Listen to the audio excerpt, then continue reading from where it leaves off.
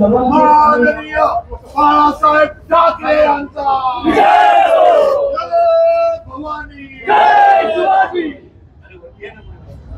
हिंदुस्थानचे हिंदुत्व सम्राट सरसेनापती शिवसेना प्रमुख माननीय बाळासाहेब ठाकरेंचा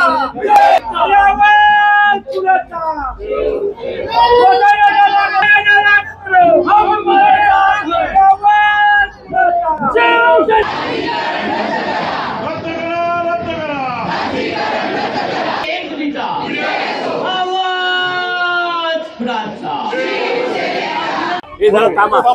काय म्हणाल आज आपण भगवती आंदोलन नेमका विषय काय आहे?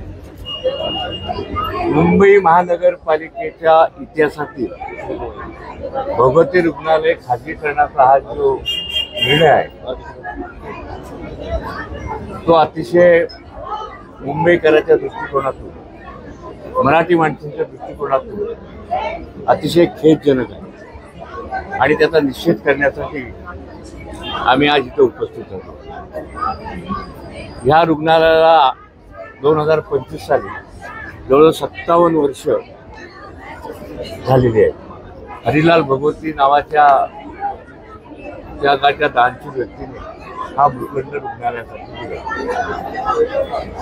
100 किलोमीटर गोरेगाव ते पालघर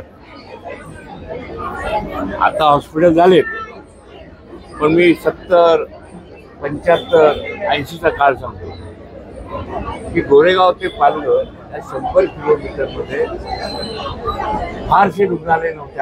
आज आहेत, पण त्या काळामध्ये पालघर असू द्या, वापी असू द्या, फारसे रुग्णालय नव्हते. त्यावेळेला एक मोठा आधार या भगवती रुग्णालयाचा होता. मी ज्यावेळेला 2005-8ला बघितलं 65,000 ओपीडी इथं होती. 65,000 पेशंटची नोंद इथं झालेली आहे. पुन्हा भौगोलिकदृष्ट्या पाहिलं तर हे रुग्णालय किती महत्वाचं आहे, कारण इथे रेल्वेचं जाळं आहे. वसई असू द्या, पालघर असू द्या, ठाणे असू द्या, बोरोली असू द्या, इथे समुद्रकिनारा आहे, इथे डोंगर आहेत, आदिवासी पाडे आहेत, ठाण्यासारखा आदिवासी भाग आहे, तिथे आत्ता सुविधा होत आहेत. तर सगळ्यांना हा आधार होता. आणि असं असताना त्यावेळेला 2005 साली या भगवती रुग्णालयाची ज्यावेळेला स्लॅब पडायला लागले त्यावेळी ते डीनने आम्हाला बोलवलं होतं आणि सांगितलं ह्या भगवती रुग्णालय ची दुरुस्ती करण्याची आवश्यकता आहे. स्लॅब पडतायत, पेशंटला किंवा डॉक्टर नर्सेसला अपघात होण्याची शक्यता आहे. त्यावेळेला आमचे महापौर होते. मला आठवत आहे की साधारण त्या काळामध्ये ह्या सगळ्या धरणामध्ये सुनील प्रभू आणि सुभाराव असे 2 महापौर ह्या काळामध्ये या भगवतीच्या वाटचालीमध्ये होऊन गेले. त्यावेळेला आम्ही माननीय शिवसेनेचे पक्षप्रमुख माजी मुख्यमंत्री उद्धवजींकडे गेलो आणि सांगितलं की आम्हाला केईमच्या धर्तीवर या उपनगरामध्ये बोरिवलीमध्ये हॉस्पिटल पाहिजे आणि ताबडतोब तात्काळ महापौरांना बोलवून आयुक्तांना सूचना देऊन माननीय उद्धवजींनी सांगितलं की बाबा इथे स्पेशालिटी आणि सुपर स्पेशालिटी, कारण आज केएमला जायचं म्हणजे 2-2.5 तास प्रवासाला लागतात, रुग्णाचे हाल होतात. आणि झाली मान्यता मिळाली. आयुक्तांनी अनेक मिटिंग घेऊन शेवटी आम्ही शेवटची मिटिंग सर्व पक्षीय नगरसेवक 26 ऑगस्ट 2006ला स्थायी समितीच्या सभागृहात सर्व कमिट्यांचे अध्यक्ष होते. एकच नाही, मुंबई महानगरपालिका सर्व कमिट्यांचे अध्यक्ष, सर्व अतिरिक्त आयुक्त, आमच्या आर नॉट आठमध्ये 8 साऊथचे वॉर्ड ऑफिसर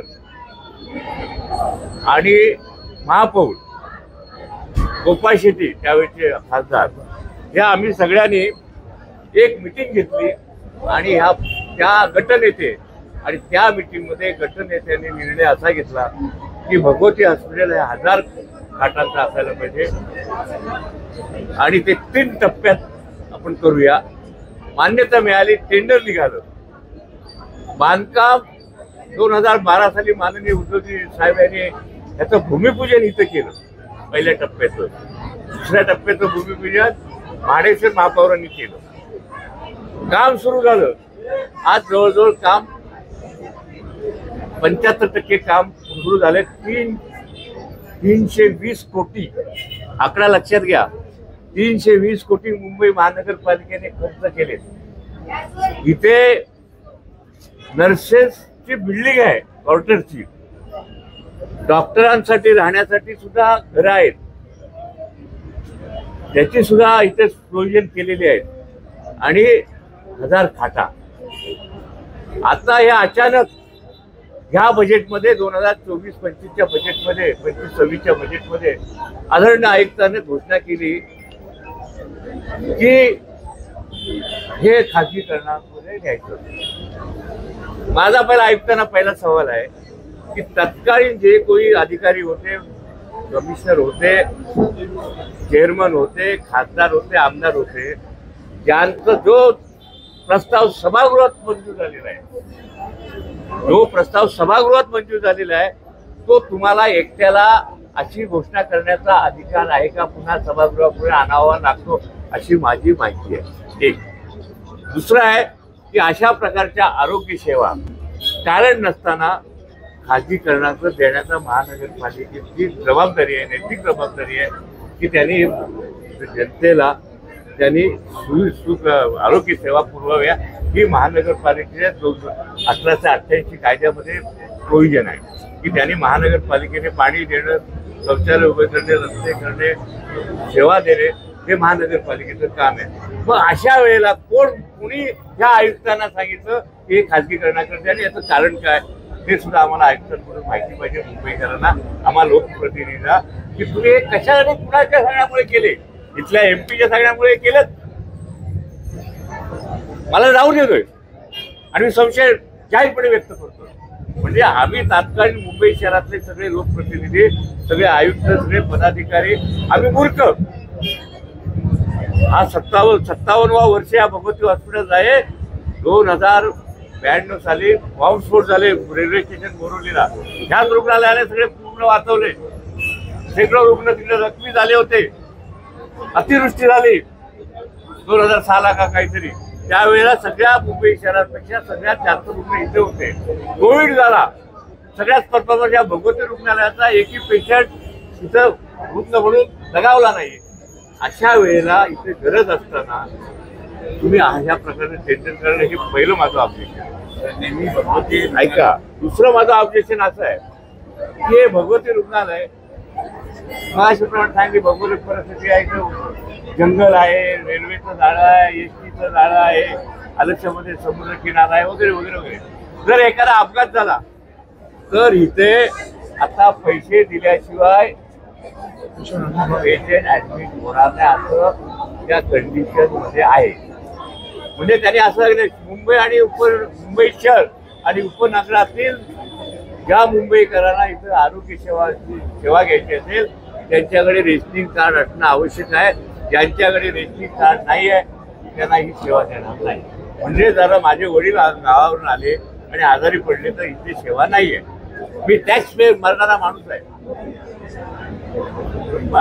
ह्या आयुक्तांनी ह्या सगळ्या गोष्टीचा विचार केला. उद्या हायवेला ऍक्सिडेंट झाला आणि जर इथं आणलं तर त्याला पैसे भरावे लागणार आणि ते सुद्धा नियमाप्रमाणे. आता जे पैसे घेतलात की ते तुमचं हे काढायला पैसे जे घेतात ते तुमचं रजिस्टर करायला. आपलं जर मी इथं आलो तो ओपीडीमध्ये जाऊन माझं नाव 10 रुपये भर ते सगळे मला भरायचे आहे. म्हणजे कुठल्याही प्रकारची याच्यामध्ये सुविधा दिलेली नाही. अशा प्रकारचा बोगस टेंडर. तिसरं आर्थिकदृष्ट्या पाहिलं तर 320 कोटी रुपये खर्च झाले. इथे ग्राउंड प्लस 9 माळ्याची इमारत आहे. इथे स्टाफ क्वार्टर्स आहेत, नर्सेस क्वार्टर्स आहेत, इथे रक्तपेढी आहे, सगळं काय आहे. रक्तपेढी पण आहे इथे. आणि अशा वेळेला जो कोण टेंडर घेणार आहे त्याची मालमत्ता 55 कोटी असायला पाहिजे.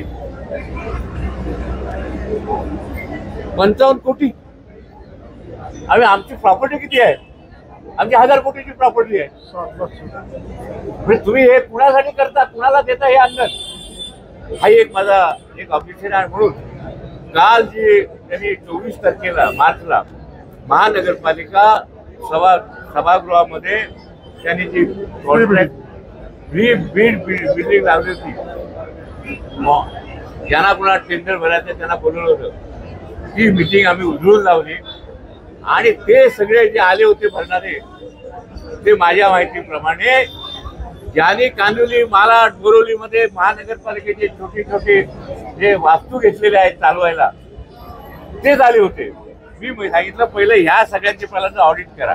ह्यांनी महानगरपालिकेची जागा गेले, ते करोड रुपये पेशंटकडून वसूल करतायत, ते नियमाप्रमाणे वागत नाही. ते माझ्या भगवतीला म्युन्सिपल कामगार एकजुटीचा, म्युन्सिपल कामगार एकजुटीचा. अरे खाजगीकरण करणारे सरकारचा, अरे खाजगीकरण करणारा सरकारचा.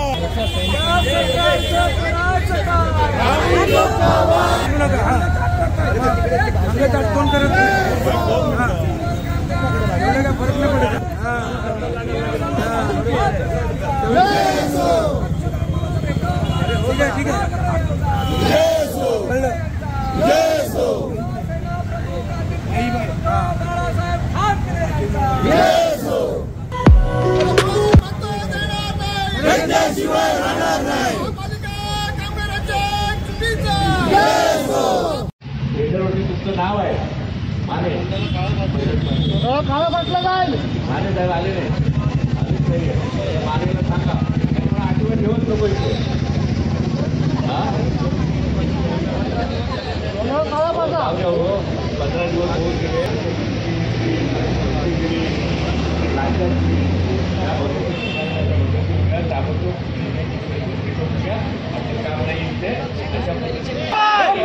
धिक्कार असो, धिक्कार असो, धिक्कार असो, धिक्कार असो.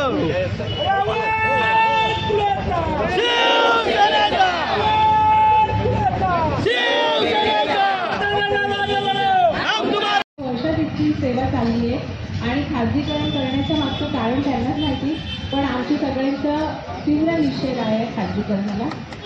सगळ्यात प्रथम कर्मचारी स्वतःचा विचार नाही करत आहेत, इथे रुग्णांचा पण विचार करत आहेत. पण आयटी कॉलनीपासून पालघरपर्यंत आता बरेच रुग्णालय आपले खाजगीकरणाला गेलेले आहेत, पण त्या खाजगीकरणाच्या मागचं कारण फक्त त्यांचं खिसे भरणं आहे आणि कर्मचारी कमी करून त्यांना आम्हाला वाटतं लावायचं आहे. आणि पुढची पिढी आता सगळे आमच्या घरातलेही सांगतायत की आम्हाला पुढच्या पिढीला गव्हर्नमेंट जॉब, म्युन्सिपल जॉब मिळणं कठीण आहे, कारण का हे सगळ्याच्या मागचं राजकारण फक्त खाजगीकरण आहे. तर आमचा सर्व कर्मचारी वर्गातर्फे या खाजगीकरणासाठी तीव्र